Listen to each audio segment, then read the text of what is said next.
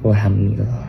Awal mulanya ketika saya itu kenal Erika adalah melalui live TikTok. Saya live TikTok, Erika give saya, kemudian kita lanjut DM-an. Setelah lanjut DM-an itu lama, kita lost kontak lagi, tidak ada kontak sama sekali sampai di bulan November kemarin saya dan Erika janjian untuk main biliar di Cubic Billiard Senci. Cubic ya, itu mungkin Cubic ya, pokoknya yang biliar di Senci. Di sana kita minum-minum, teman Erika ada yang datang juga minum. Selesai dari Cubic kita lanjut karaokean. Di karaokean kita minum-minum. Pada saat itu sebenarnya saya sudah merasa mabuk karena saya sudah tidak pernah minum alkohol lagi, dan sebenarnya saya tuh nggak doyan sama alkohol. Saya udah berhenti minum. Ketika itu saya minum lagi, jadi ya minum pasti mabuk banget. Dari sana lanjut lagi.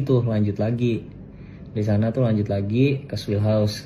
Kita minum lagi. Ke Swill House, kelar dari Swill House lanjut lagi ke Su minum lagi sampai dari private room minum lagi karena aku udah mabuk banget. Kita diajak pulanglah ke kediaman Erika. Besokannya saya kan punya job di Batam. Keesokan harinya saya berangkat ke Batam.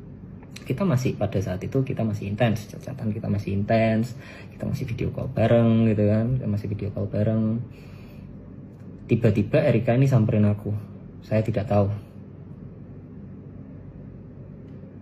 Tiba-tiba Erika itu samperin aku udah sampai di Batam. Akhirnya nemenin saya perform, minum juga. Setelah saya perform itu minum juga. Beberapa hari itu, setelah itu kita masih intens chat-chatan, intens video call, hingga Erika ini saya rasa agak aneh. Agak anehnya kenapa tiba-tiba cuek.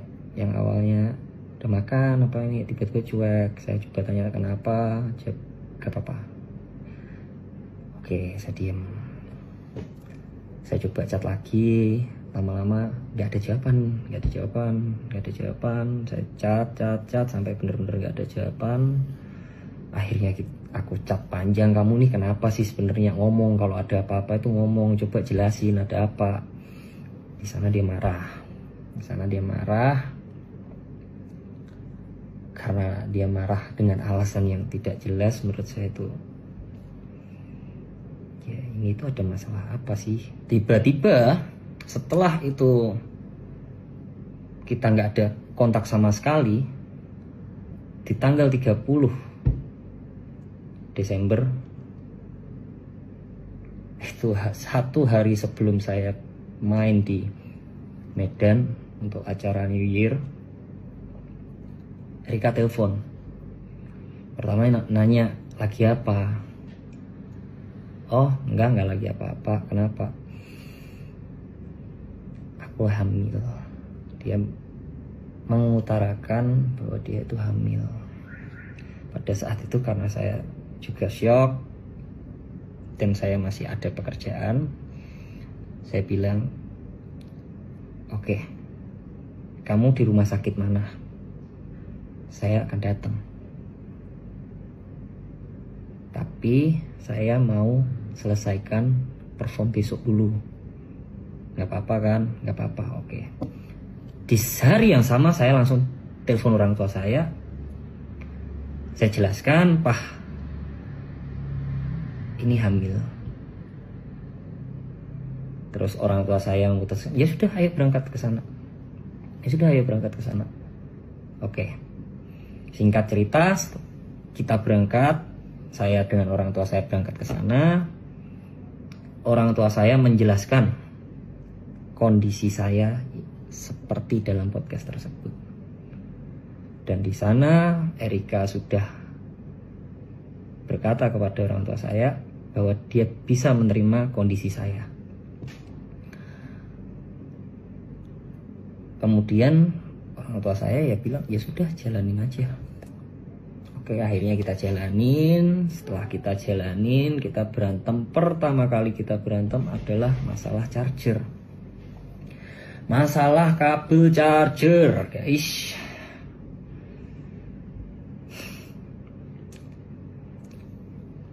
Jadi pada saat itu kabel charger saya kan nggak ada. Dia itu pinjemin kabel chargernya dia. Karena kan itu kan aku kan berangkat keluar kota. Nah, setelah selesai perform, saya buru-buru pulang, terlebih dahulu pulang untuk temani Erika. Karena saya tahu posisinya lagi hamil, saya selesai perform, saya ambil flight yang paling pagi untuk temanin Erika.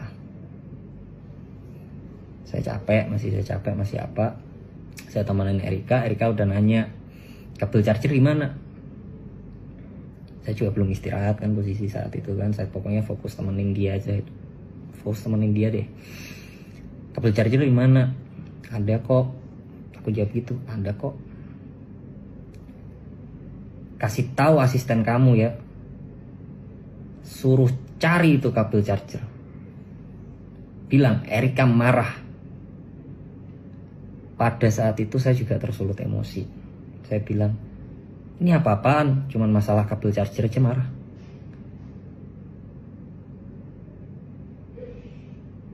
Selesai masalah itu, kita diem. Akhirnya berbaikan lagi. Jalan lagi. Setelah jalan lagi, pagi hari kita mau keluar bareng. Di pagi hari itu kita mau keluar bareng. Karena pada saat itu celana panjang saya itu semua lagi dicuci. Saya bilang, apa aku pakai celana pendek aja ya? Yang agak saya shock pada saat itu, dia berkata kepada saya, kamu tahu nggak jalan sama siapa? Kok bisa-bisanya pakai celana pendek?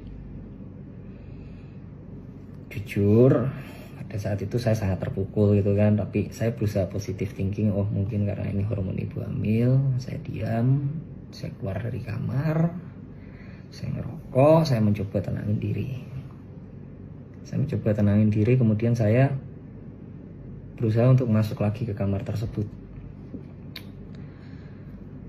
Ternyata kamar tersebut itu dikunci. Padahal ingin saya itu untuk menyelesaikan gitu loh. Saya sudah nggak emosi, anggap ya udah deh gitu. Saya ketuk gak ada jawaban, saya chat gak ada jawaban. Oh ya sudah, tidak lama orang cincin ini telepon.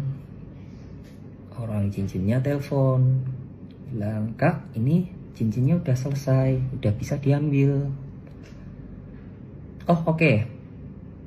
Cincin udah bisa diambil, oke. Saya telepon teman-teman saya pada saat itu untuk antar saya ambil cincin. Untuk antar saya ambil cincin sama ngopi. Tapi saya chat Erika, saya bilang saya ambil cincin, saya ngopi dulu. Udah pulang dari sana. Setelah ambil cincin, saya berusaha masuk lagi. Ternyata pintu udah dibuka. Tapi ini posisi teman saya sudah pada pulang ya. Istilahnya teman saya itu cuma antar saya.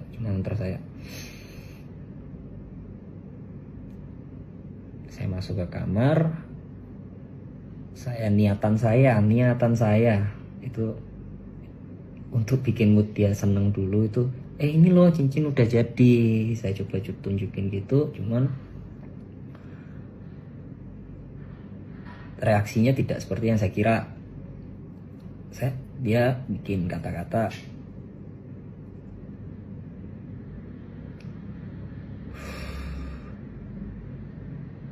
saya sepertinya tidak bisa melanjutkan hubungan ini. udah kamu diam aja.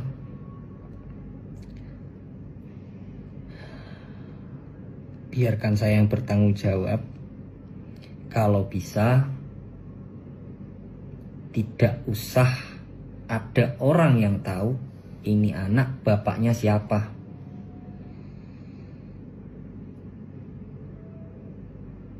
Saya mau apa lagi gitu kan?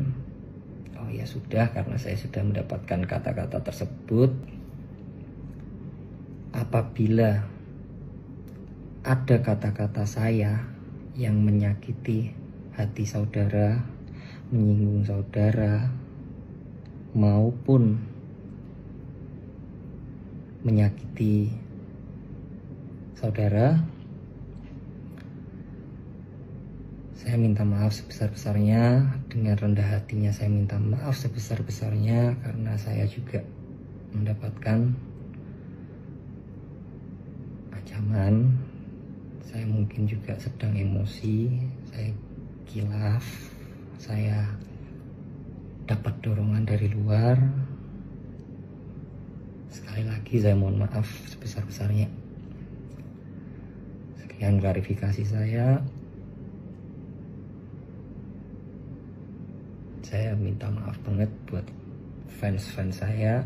Saya minta maaf banget sudah mengecewakan sekali.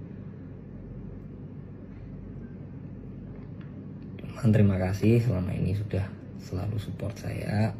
Terima kasih buat orang-orang yang sudah support saya. Saya cuma ingin meluruskan hal-hal yang bisa diluruskan.